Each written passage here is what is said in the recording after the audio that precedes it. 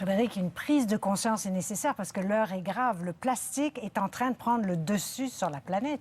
Il est partout, Céline. En fait, on parle ici avec beaucoup de zéros parce que ça frappe plus. Depuis 1950, il y a eu 9 milliards de tonnes de plastique qui ont été produits. Quand on parle justement des fameux sacs en plastique d'épicerie, eh bien, voici le chiffre. On en consomme 500 milliards par an.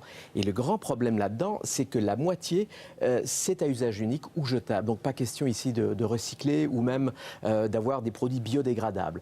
Maintenant, quand on parle aussi des fameuses bouteilles d'eau, on en consomme énormément. En fait, dans le monde, ils s'en consomment 1 million par minute. Imaginez un petit peu ce que ça génère comme déchets, c'est absolument épouvantable. Alors qu'est-ce qu'on fait avec les déchets en général?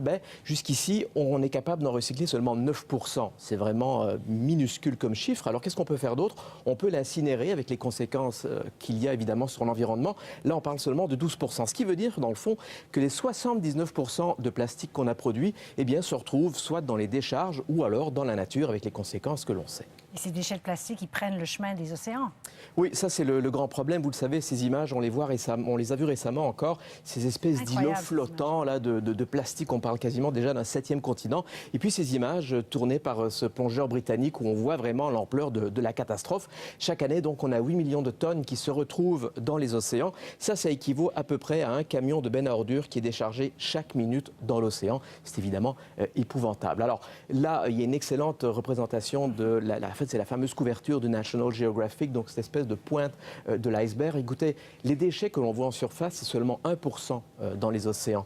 5%, on retrouve ça sur les plages, ce qui veut dire que 94% en fait se retrouvent dans le clocher océanique. C'est là évidemment qu'il y a tous les dommages et c'est pour ça que de temps en temps, on voit ces images complètement surréalistes et hippocampes avec donc ce coton-tige. Ouais, alors tout le monde se demande un peu, on a vu des gens quand même qui font leur part, mais qu'est-ce qu'on peut faire?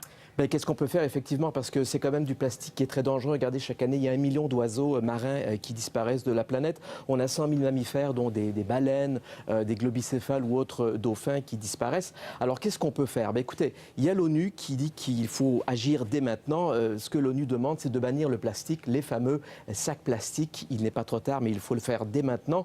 Parce que sinon, d'ici 2050, on va se retrouver avec 12 milliards de tonnes de déchets, soit dans les décharges ou dans l'environnement.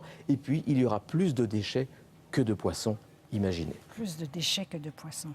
C'est à faire frémir. Merci Frédéric. Je vous en prie.